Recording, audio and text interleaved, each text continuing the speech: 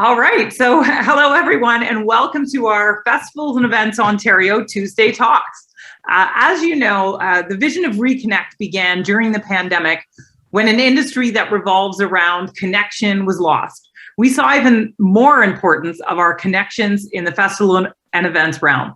So today's guest is a true story of reconnection with industry colleagues. So our humble viewers, it is my pleasure to welcome Steve Fleck. Steve is a founding member at Canadian Endurance Sports Alliance and live stream commentator for running, track and field, and cycling and triathlons. So today, Steve and I are talking about the future of sporting events in the endurance world, and is there a way that we can all collaborate to reconnect and bring these communities back stronger? So welcome, Steve. Great to be here, Louise. A real pleasure to reconnect with you. I know you and I, we've collaborated on a few live events, sports events in the past. So great to be back with you here today. Thank you. It's always an honor, Steve, talking to you and in your role and bringing our start and finish line to life. I still hear it in my head when I drive through Blue Mountain. Racers race and riders ride. So Steve, why don't you give us a bit of a background about yourself and, how you were hit in the pandemic and how some things you did to keep the business alive and keep moving forward. Well, as the bio suggested, Louise, which you read out, thank you for that just a few moments ago. I'm a live events announcer. So this is on the PA, at the start of running, cycling, triathlon, racer event, could be a track and field meet as well, indoor track, track cycling, et cetera, and then live stream commentary, which has really taken off for some of those events as well. So this is streaming sort of video with commentary laid over top. And I also do some straight up sort of MCing work as well with my clients where I'm not the keynote speaker. I'll introduce the keynote speaker or speakers. I'll moderate the panel.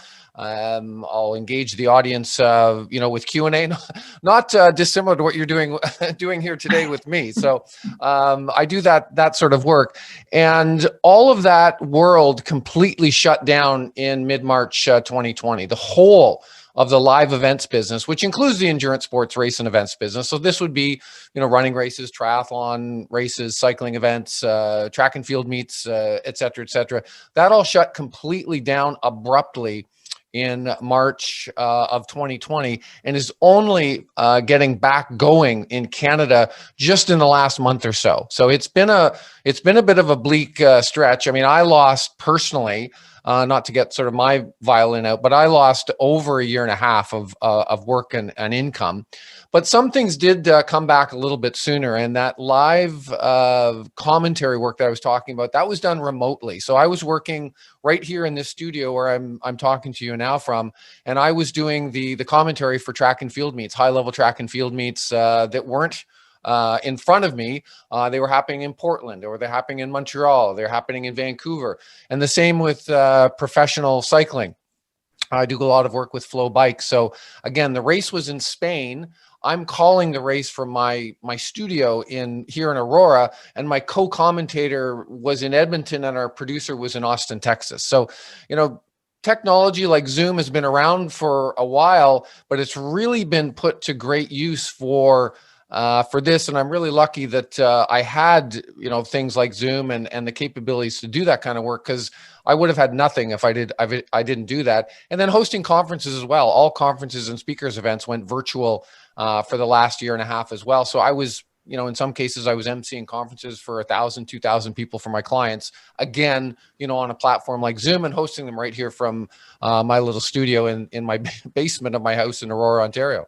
Do you think that that's going to stay in as possibly a future of that? Do you think that'll continue even when the world is fully reopened? There's a lot of discussion particularly in the conferences and speakers world, Louise, about that. Like what is the place for hybrid when we get back to reality? The humans like to gather together. Let's be frank. I mean, we like to get together, at the conference, at the trade show, at the live event, at the music concert, et cetera. But we've really learned a lot, with the virtual. For example, I would be emceeing a conference, And, there would be people from all over the world. There would be people tuning in from Singapore. There'd be people tuning in from Europe. There'd be people tuning in from South America. There'd people tuning in from South Africa. And suddenly when you go virtual like that, and you lower the travel barriers and the cost barriers to get to a particular event, a speaker's event, a conference, a trade show, or whatever you're talking about, any kind of live event, suddenly you can open up the doors to the rest of the world. So I think hybrid is going to carry on. The problem is that they're two different worlds. Having worked in this live world where I'm emceeing a conference live, I'm up on the stage with the speakers. It's a very different, kind of vibe when I'm hosting it from, my studio here. It's more like working live radio, for example, than being live in an event venue. So I don't know how they're going to do that. I mean, just streaming, a camera from the back of the room, I don't know if that's going to be enough for a hybrid event. They might have to do some kind of tricky sort of production work to make it work. Yeah, it's going to add that. I think we have Shelley who mentioned, reaching new audiences is an ongoing theme for events in general. I also think it makes events accessible. When we look at some people who can't get out of their houses and do that stuff. So it's really interesting. Steve, just a bit of a hit on the endurance world. I would love could you talk about the stats of what we lost by the economic impact fundraising in the endurance sports world? So the endurance sports world, as I mentioned, in terms of the mass participation events, we're talking running, cycling, and triathlon. And in Canada, we estimated the Canadian Endurance Sports Alliance. We did some number crunching, and we worked closely with a couple of the large online event registration companies. So we actually had pretty accurate data sort of about this, the actual individual numbers of people that were entering events in subsequent years. And in that lost year, we missed about 2.5 million participants who just didn't enter those races and events. The economic impact of that was a little bit under $1 billion. And here's the big one, Louise, that often gets people's attention, is we missed out on over $1 billion in charitable funds raised. So as you know, most events now, a running, cycling, or triathlon race or event, associate themselves with a charity. They're standalone events like the Ride for Heart or the Ride to Conquer Cancer, that they're standalone charitable fundraising events. But many higher level events, say the Scotiabank Toronto Waterfront Marathon, they will associate themselves with either one sponsor or a range of sponsor. And that $1 billion of charitable fundraising, last year, over the last year and a half, it didn't happen. Or they went virtual and they raised only a fraction of what they would normally raise. So the Ride to Conquer Cancer, I know the principles there quite well. In a normal year, the Ride to Conquer Cancer raises about $20 million. Last year in their virtual event, when they went virtual, people were just riding and doing whatever. I think they raised $5 to $6 million. So there was a $15 million hole that they kind of dug. That money just wasn't raised. So it's a big loss. Yeah, that is a big loss. And again, taking the time, we talk in the tourism world about the recovery. Just because the world opens up, it's going to be a long road to recovery. So we're looking at least 2025, 2026. In fact, in the tourism industry, we were about to make, not we, me personally, the ministry was about to make an announcement about how successful 2019 have been as the third year, a record-breaking year of making money and, economic impact. And that had to be canceled because of COVID. So they couldn't even make that announcement. Steve, we have a question here from Shelley, which I think we could leads into your last question about, do you think, what type of in-person modifications do you see happening moving forward in the marathon and endurance sport world? Well, we're starting to see that already. I mean, the one thing that I've really been impressed by is my clients and everyone in this world, and a lot of the live event people have been so creative in terms of coming up with new ways of offering some kind of an event experience. Yes, it's been virtual. Yes, it's been hybrid. Yes, you're running, the 10K, you're doing laps around your block. But they're pulling in technology. They're utilizing, GPS tracking services like Strava, for example, to sort of, track runners and time them, stuff they've never done before. And to the point, we talked about just a moment ago, Louise, is that it's pulling in new people and raising or sort of lowering barriers for many people to get involved, in the event. So I see going forward, these races and events, the endurance sports ones in particular, carrying forward with virtual. Yes, the in-person is going to be their priority, but they will carry on, with the virtual event, because I think it really has been, a win for them. It extends their footprint, it extends their brand, it extends the reach of their sponsors, and to be a bit crass about it, it extends their revenue capabilities, as well. They make, as a percentage, they make much more money off of those virtual entrants than they do off of the in-person, because the in-person person on site isn't using the porta potties. They're not accessing the food after the race, or the water, or the aid stations, or all of that infrastructure. So when you look at it that way, there's a higher profit margin for the virtual competitor or participant, if you will. So I think that's something that they're going to carry forward with, because the mass participation endurance sports race and events business, just like any business, it was a very thin margin business, really tough to sort of, eke out a profit. And typically any sort of extra profits were going towards charities anyways. So for them to access something that might make them a little bit more money, or maybe make more money for their charities, that's something I can see them, carrying on with, going forward. It's not for everyone. As I said, I mean, most people want to appear and show up in person, run with their friends, run with and meet people they may not have met before, total strangers. There's this bonding thing to, coming together, be it, 50, 500 or 5,000 people. That will come back. But as I said, I think the hybrid is something that races and events, they've learned how to make this a really good thing, in the off year. And I think they'll carry on with it in 2022 and 2023. And we talk about communities and being, connected and reconnecting. Can you talk a bit about, when we look at endurance sports compared to a festival and event, people often think that the demographic is very different. Can you talk a bit about the ratio of high-end competitors and people there just, kind of for a good time, just to get out and race in an event? Well, if we're talking about performance here, it's really, you look at a race like, the Scotiabank Toronto Waterfront Marathon. They just happened last weekend on Sunday, and they couldn't get, it's a long backstory to this, they couldn't get a permit to put a marathon on, so they only put a 10K on. So, but typically in a race that size, and a lot of the big city marathons with multiple thousands of people, I would say about 15% of the people are semi-serious to very serious about their absolute performance. They've trained hard. They're going in with competitive goals. They're trying to get a certain time. In the marathon world, for those sorts of folks, it's all about qualifying for the Boston Marathon, which also took place just a week ago. But that's only 15% of the field.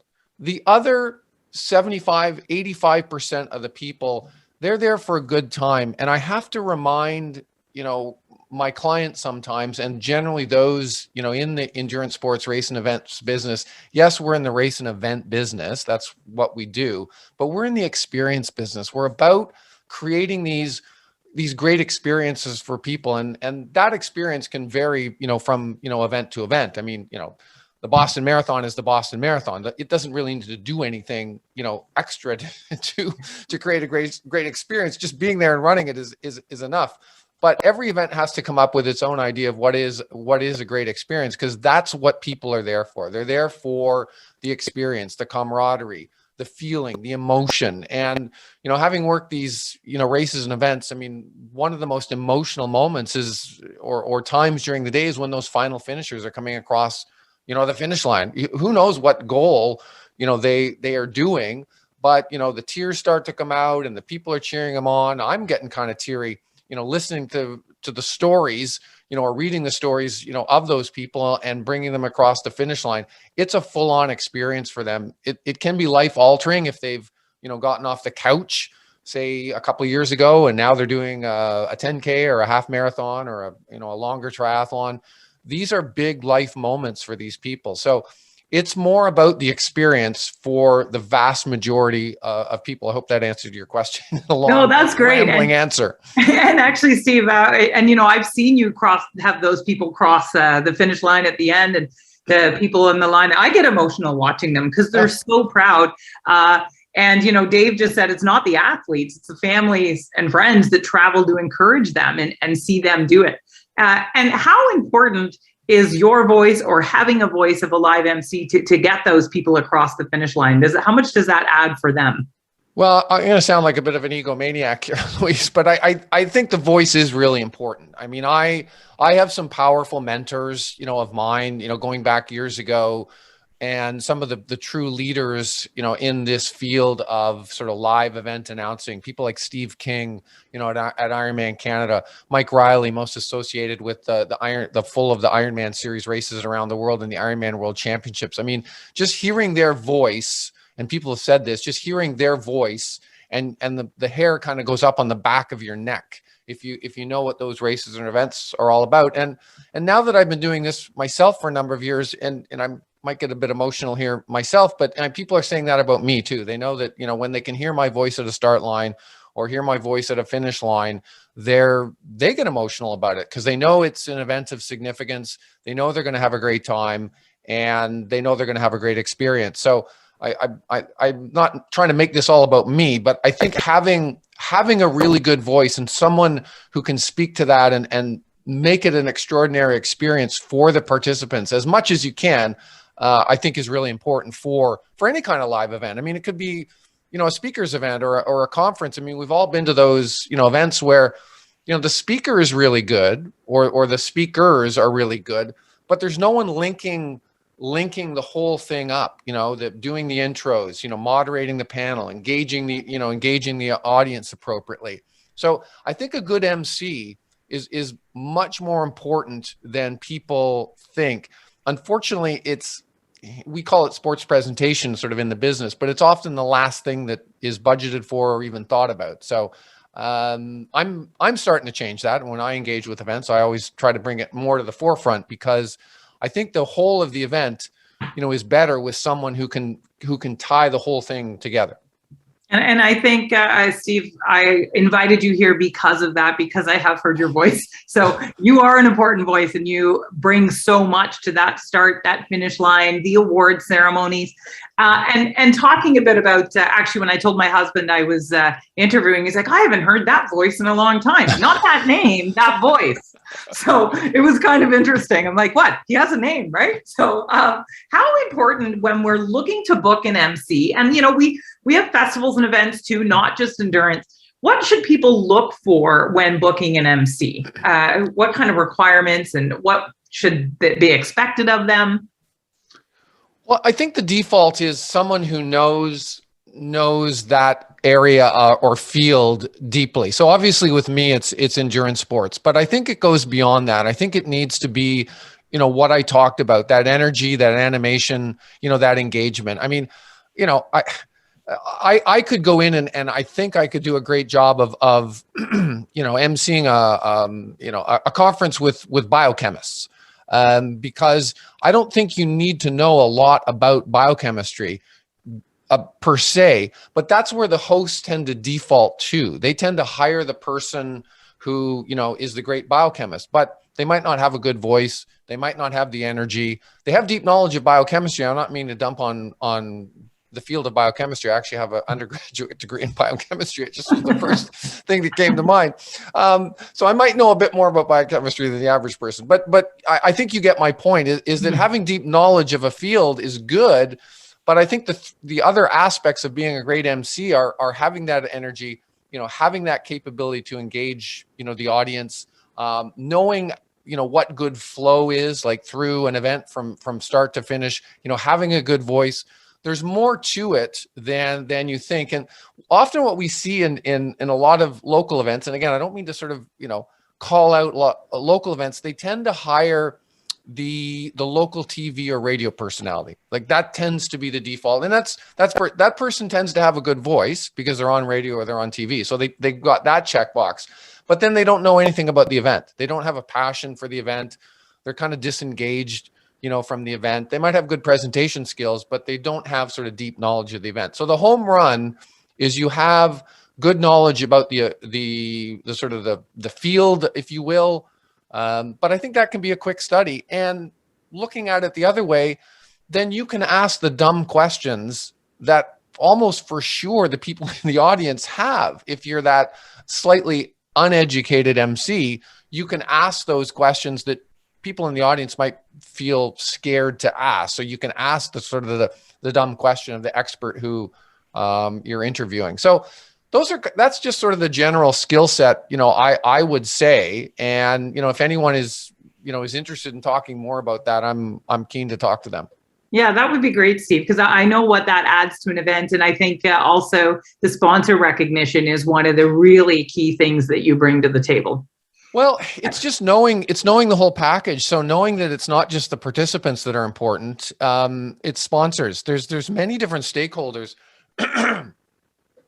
with, events like this. There's many different stakeholders that I think need recognition. There's sponsors, obviously, because sponsors are paying money or, have, product that they want to promote. So there's knowing that. There's politicians. I know with the endurance sports races and events, you don't put that race or event on, and you certainly know this, Louise, from your involvement, in doing these events, unless you have the permits. There's no permits, there's no running race, there's no cycling event, there's no triathlon. So having the politicians on side is really key. So I always make sure that when I'm in an event, I know, if the mayor is there, I know if the local councilwoman or councilman are there. I bring recognition to them. I put the microphone in their hand. I say, hey, come on up on stage here and start the race, or, hand out the medals, because nothing, I don't give them the microphone because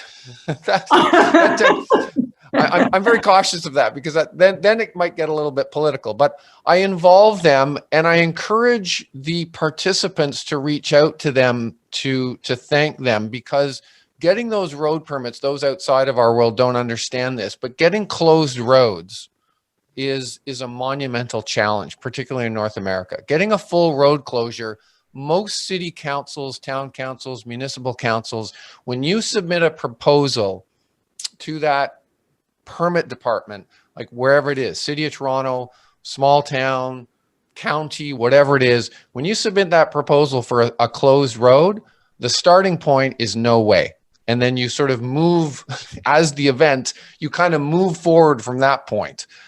Because just closing a road, anywhere in North America is almost an impossibility. It's a little bit different in Europe, but in North America, the cars still rule here. So any encumbrance to the normal flow of car traffic, even bright and early on a Sunday morning, always starts with no way, and you move forward from there. So when you get politicians that have said yes to you, my point here is when you get those politicians, the mayor, the councilwoman, the councilman, who have said yes to you, you want to make sure they feel good about it, because you want the event to happen next year and you want to get your permits for next year. And that negotiation for the permits often starts the day after the event year that you're in.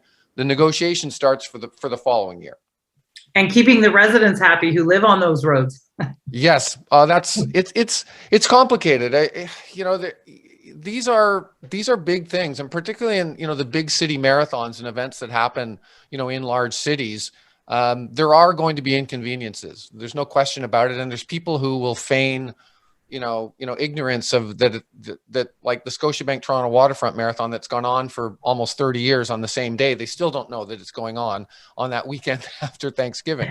It's true. They don't know the dates. The athletes know their dates. Yeah. A bit of what we talked about, again, was how profitable the endurance world is. We also festival and events.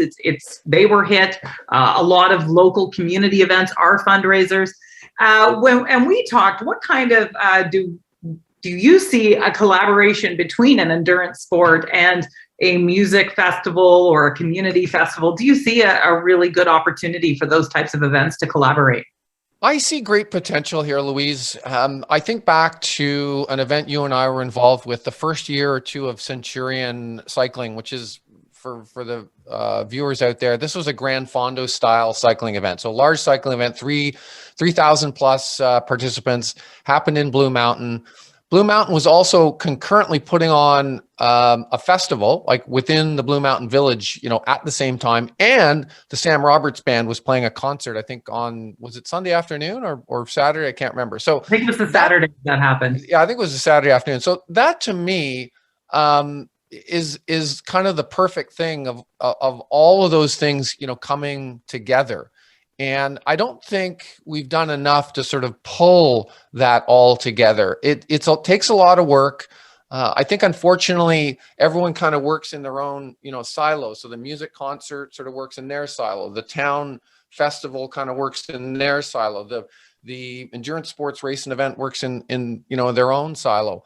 And collaboration and pulling those events together, I think, could be something that we really need to look at, and could be a true sort of win-win, going forward. Because, I think when we talked in our planning call, there's so many collaborative things that you could look on. And then, again, you could look over at the balance sheet and say, well, we're going to share on porta potties. We're going to share on event insurance. We're going to share on medical and, safety costs. And we're going to share on announcer costs.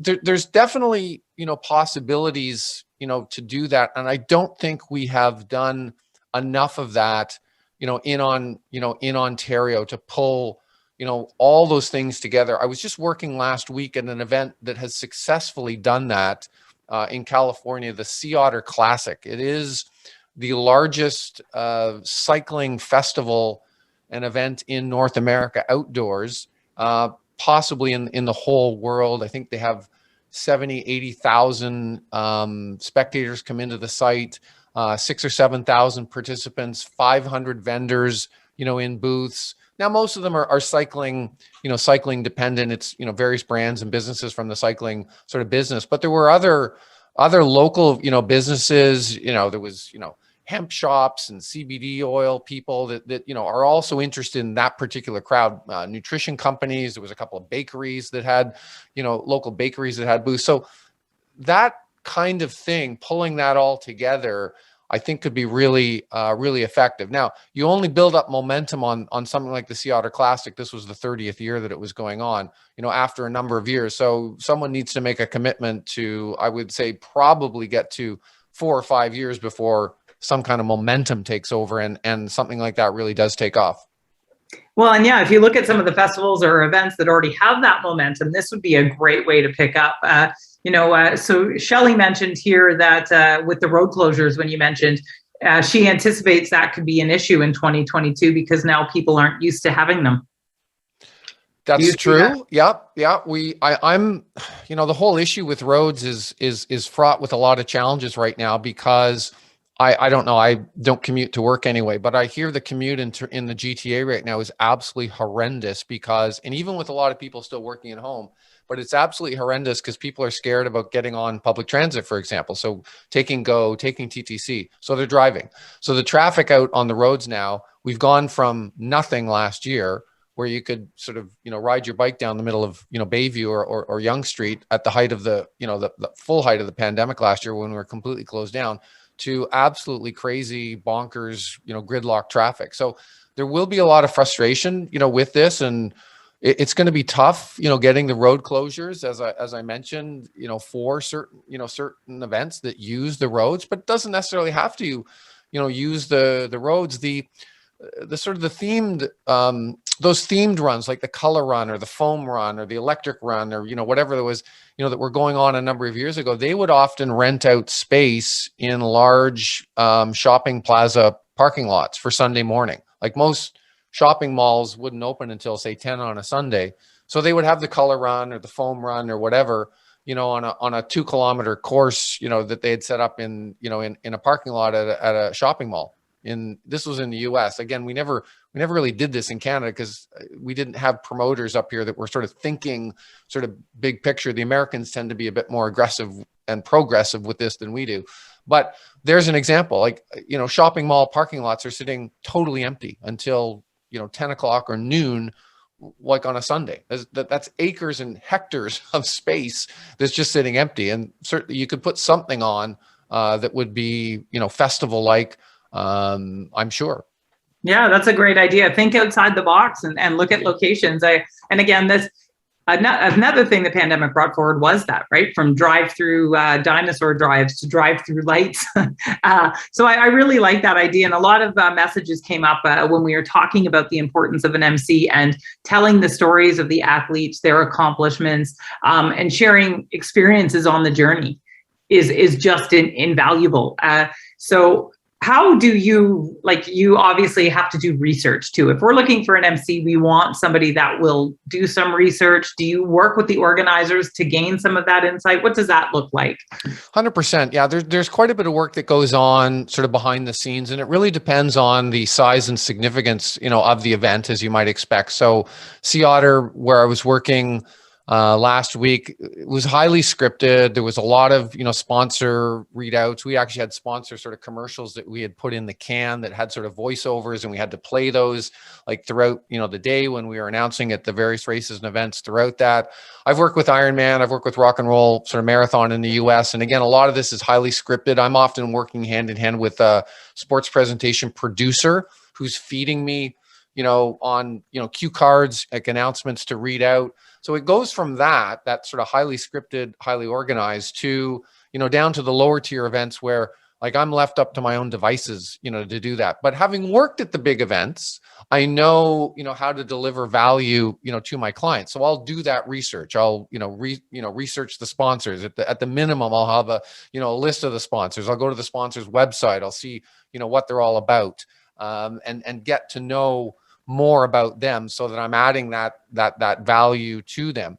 Mid-tier events, there's always sort of a bit of a back and forth and a discussion about, what they want to emphasize, what they need to sort of be talked about, how much scripting they want, how do, certain things need to be presented. So there's the whole range, of, when I'm working at a local 500 person, 5K, to, an event the size and scope of the Sea Otter Classic. So there's no straight up answer to that, Louise. It's just, you kind of have a sense for what you need to deliver, based on the audience that's in front of you. And the bigger events, as I mentioned, it's more highly scripted, it's more highly organized. There's more polish sort of on the production versus sort of the lower, the lower tier ones. And how crucial is that as an event organizer to make it the top of their list, to make sure that they make that for an MC or even for themselves?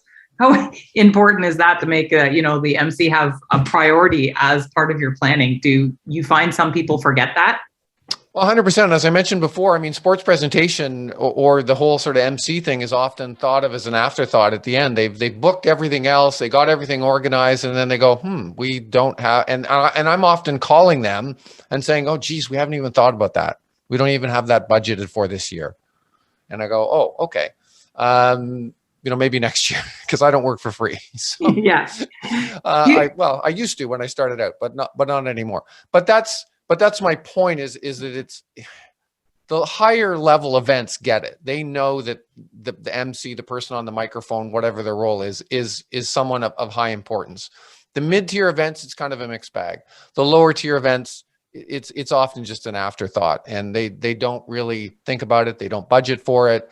But it can add tremendous value, to the event. And a small event, and that's the thing is, I work with big events that are obviously, big events like the Sea Otter, like an Ironman triathlon. That's a big event. It's a big deal.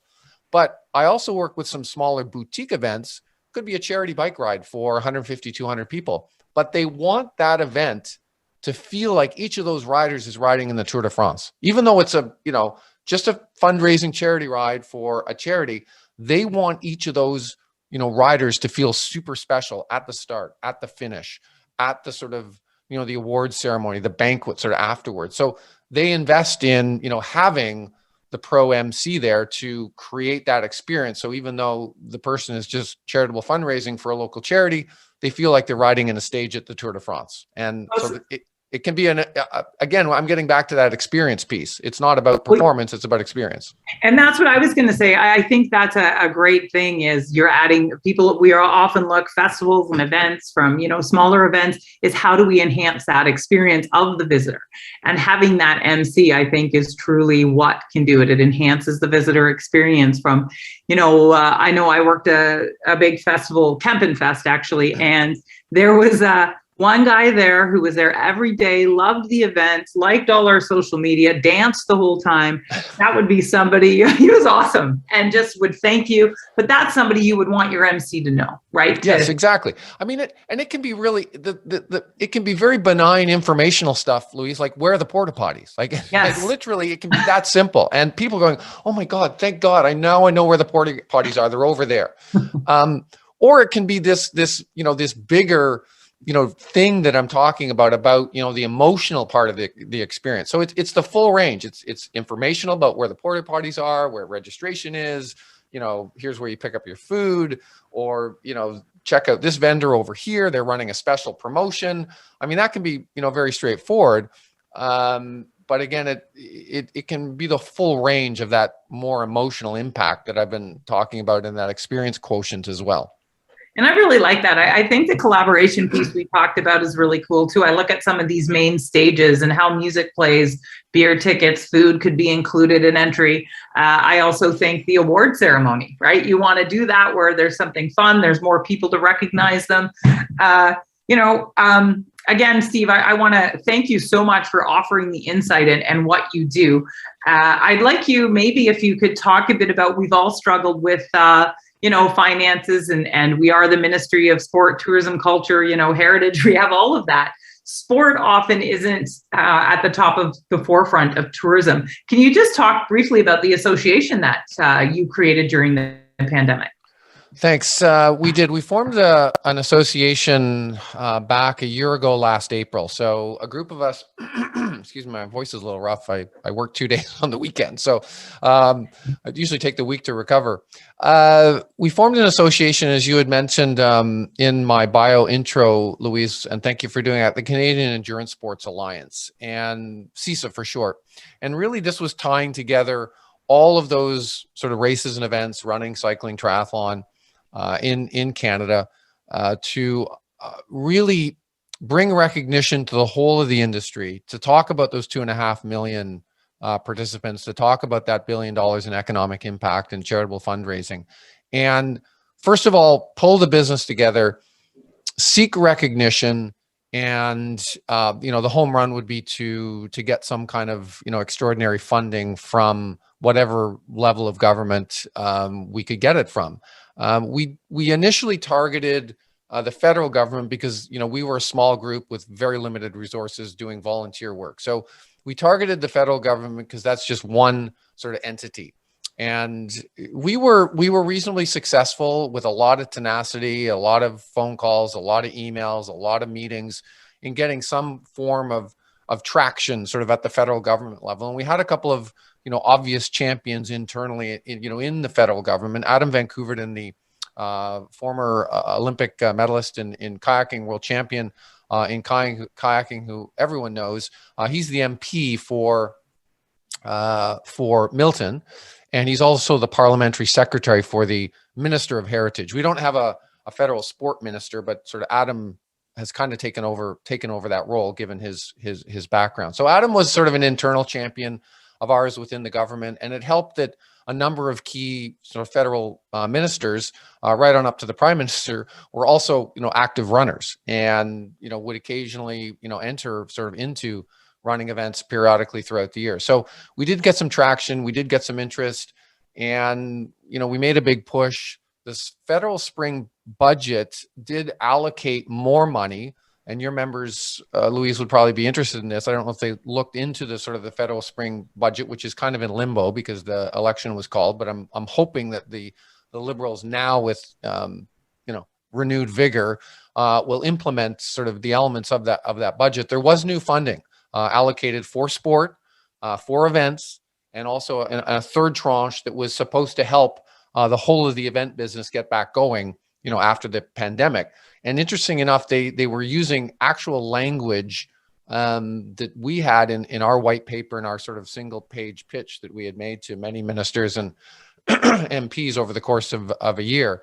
But we weren't the only group. I mean, there was all kinds of sort of special interest groups that were lobbying the government, campaigning the government. But the good news is that there was more money allocated. How that money is going to be dispersed, still no one knows. The sport money may filter, through the national sports organizations. So, in running, that would be, Athletics Canada. They oversee track and field and running in Canada, Cycling Canada for the cycling events, Triathlon Canada for the triathlon events, and so on.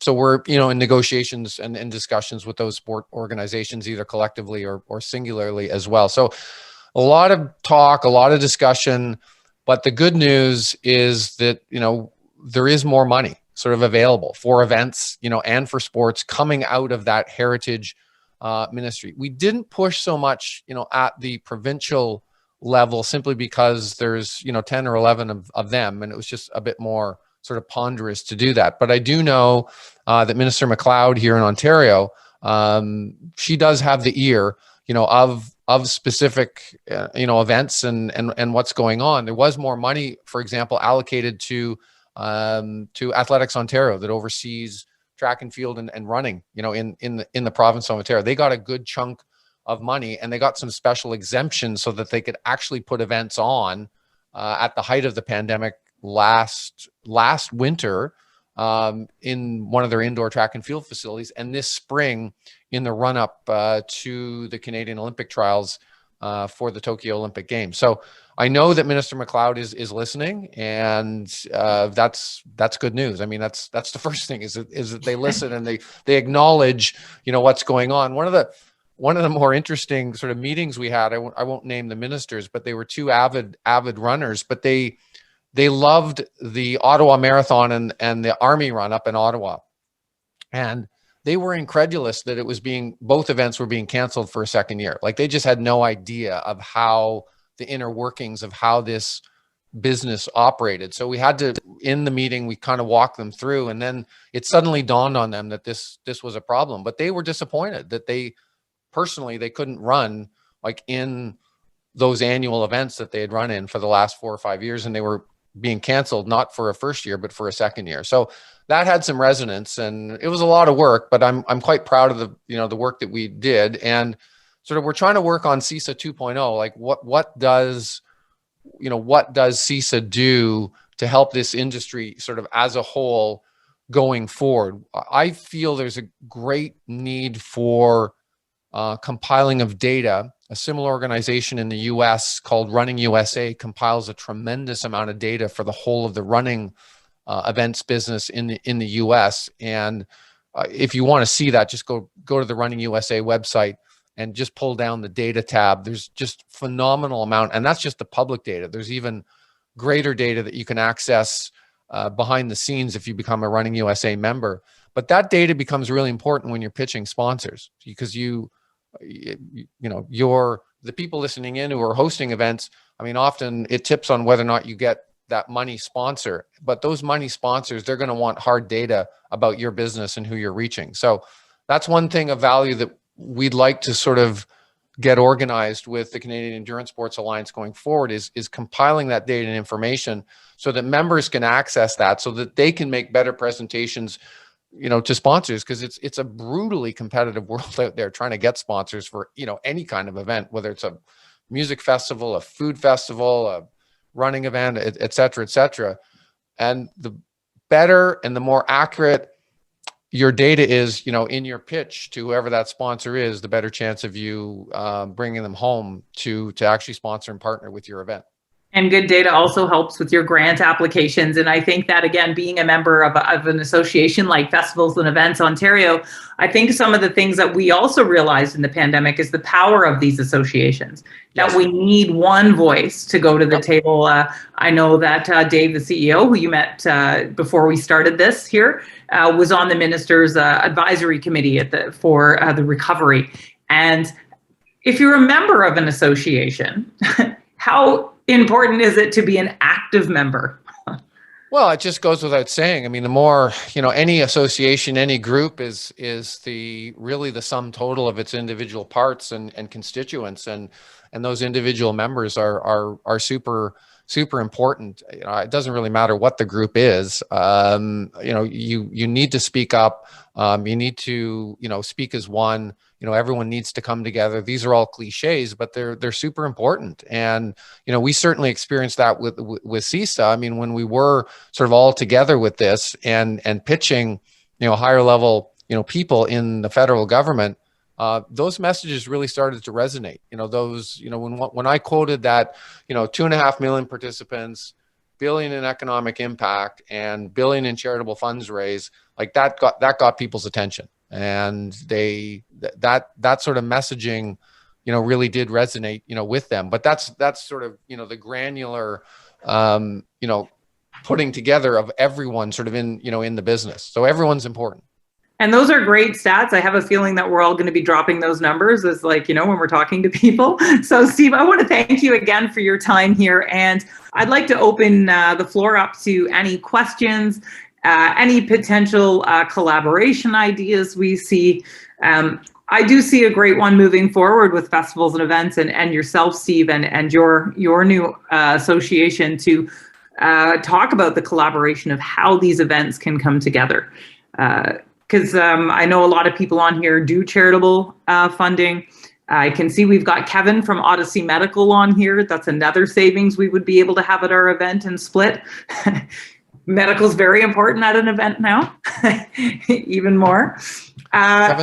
Kevin Jones is someone we know quite well. And Kevin, great to see you. Kevin is an integral part of the event side for the endurance sports races and events in not just Ontario, but all across Canada, and also needed it at any kind of event, music festival, food festival, anywhere where there's large numbers of people, that are gathered. There is going to be sort of a need for medical support. Actually, saw Kevin at Boots and Hearts this year. I saw him in action.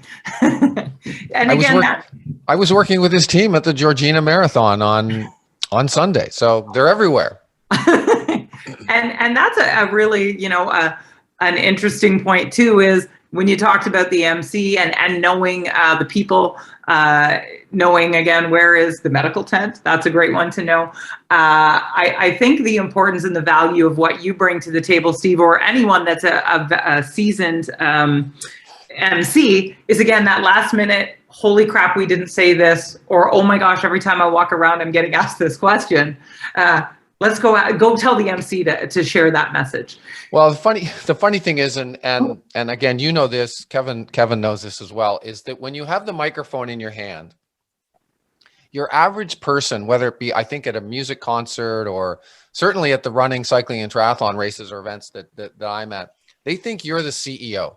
They think you own the whole thing. Like you own everything. So I get it all. And that's actually one of the advantages of having someone like myself there, is that you can, the operations person, the real CEO, you're often behind the scenes. Like you're hucking like crates of, water or water bottles, or, we can hide behind you.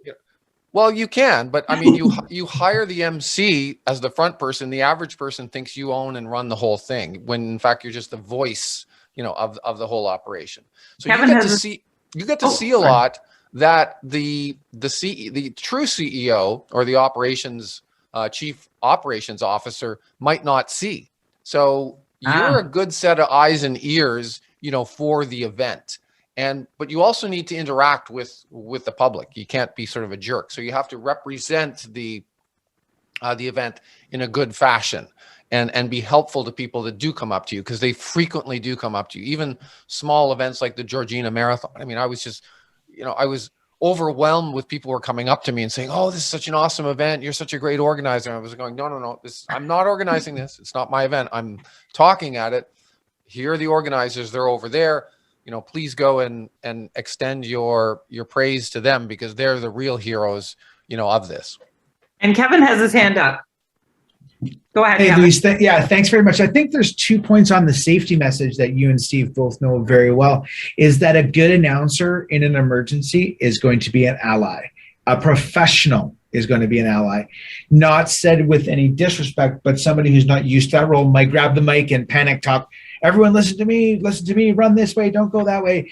And I think Steve and I, with enough mutual experience of having pre-scripted messages to say, this is how we're going to message. And why do we have to talk about safety when there's a problem, right? People don't remember that message when there's a problem. They want to hear it ahead of time. When you go onto a plane, they tell you where the exits are, They don't tell you during the emergency. They tell you beforehand.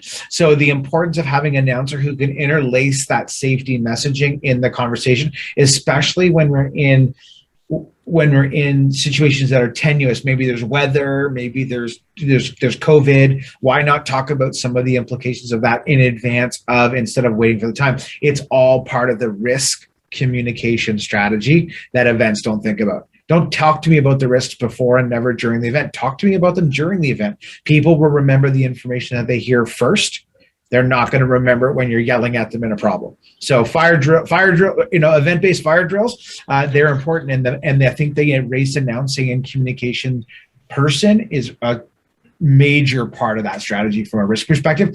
Final point, go into court. They say, you never told me that. You're like, well, here's the script that we were using. Here was the messages that we've been repeating. That we can get attestations or confirmations that we actually said these things. So, in those, and I think that's our really important point from a defense position. So not to drag us down the rule of law, but I think. No, but honestly, Kevin, that's really great. I know, maybe you could talk a bit about it. I know I was at the drive-in when it happened, but you had to evacuate Boots and Hearts one year.